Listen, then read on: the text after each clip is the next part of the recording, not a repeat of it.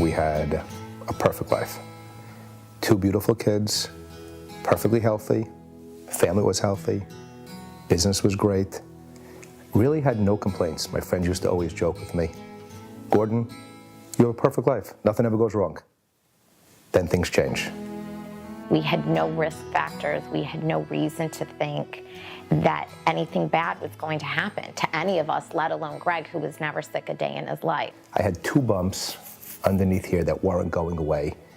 And although I went to see a couple of doctors, nothing came about. Gregg was really good and diligent and went back to our internist and said, you know, let's do another blood test. We got home at 10 o'clock and the doctor called and said, we think that Gregg has leukemia and you have an appointment tomorrow morning at 8 a.m. with a top hematologist and we need to move fast.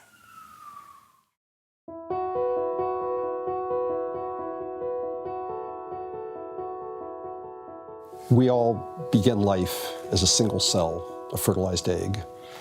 And that cell divides and forms itself exactly. So you have 2 cells, and then 4, and then 8, and then 16, all exactly like themselves.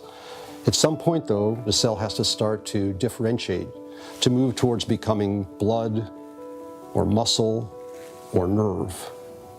What signals a cell to do that? That's a very, very basic science question. That's the sort of question that Hal Weintraub was pursuing early during his career here at the Hutchinson Center. So Hal wanted to know, what are the signals that take a cell and make it not just become exactly itself, but decide to become something else? Part of Hal's brilliance was making the leap between the fundamental basic science observations and applying that to developing new treatments for patients with cancer. He was in the perfect environment to do that as well, because he could work with bone marrow transplantation doctors like Irv Bernstein to show how the Notch signaling pathway that he discovered in a Petri dish could be used to expand patient cells prior to transplantation and shorten the time to recovery. We got very interested in the idea of bone marrow transplantation as Don Thomas led the way. And we started doing transplants using umbilical cord blood. Now, umbilical cord blood is a very rich source of hematopoietic stem cells. We can use cord blood in situations where we don't have matched siblings or matched unrelated donors. But after all, cord blood is actually fairly small, limited in the number of cells. A total cord has about as much as about a third of a can of Coke. There was a problem here that we needed to solve. And that problem was, how could I deliver more of these blood-forming stem cells to a patient who didn't have a donor? Irv Bernstein was interested in that very question. And he was working with Hal Weintraub in some of the genes that Hal discovered cause cells to reproduce themselves or to differentiate. What Irv found was that you could lead these hematopoietic stem cells to reproduce themselves, to become absolute replicas of each other. Once we did that, Colleen took a look and said, you know, it's going to be very complicated translating into the clinic, but that's what I want to do.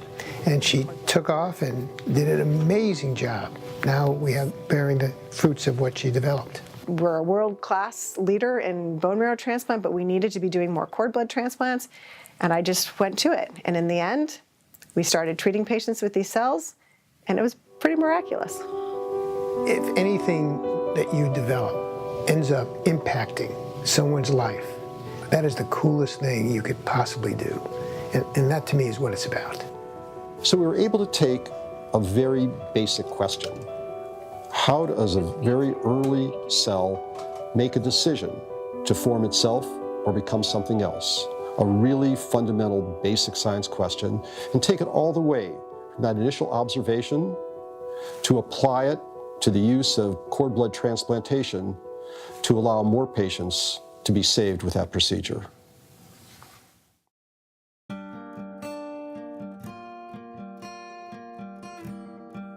When you first get diagnosed, all you hear about is bone marrow, bone marrow, bone marrow, bone marrow. And that's what I thought I was going to have. I thought I was going to be a bone marrow transplant. They decided to first look to the family, then look to the unrelated donor pool. And there were absolutely no donors for Gregg. His blood characteristics were unusually rare, and it was just not going to happen. And that's when the first time that I really sort of checked out, because I couldn't believe what I was hearing. So Gregg and Karen and their referring physician did their homework, and they had heard about the work that we were doing here in cord blood stem cell expansion. We just said to ourselves, if you're going to go away and your only objective in life is to be cured, you go to the best place in the world. And that's why we picked the Hutch. I am tremendously privileged to be able to work with the patients that I get to work with, to help them at a time in their life when the future is very uncertain. Colleen was unbelievable.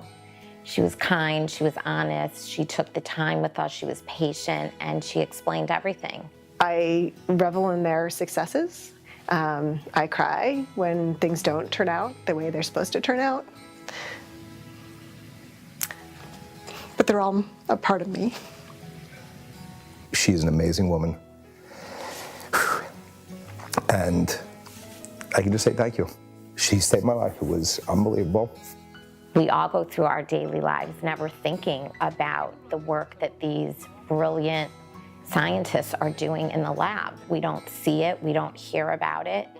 If they were not doing what they were doing, Gregg's life wouldn't have been saved. If Colleen's passion wasn't her passion, his life might not have been saved.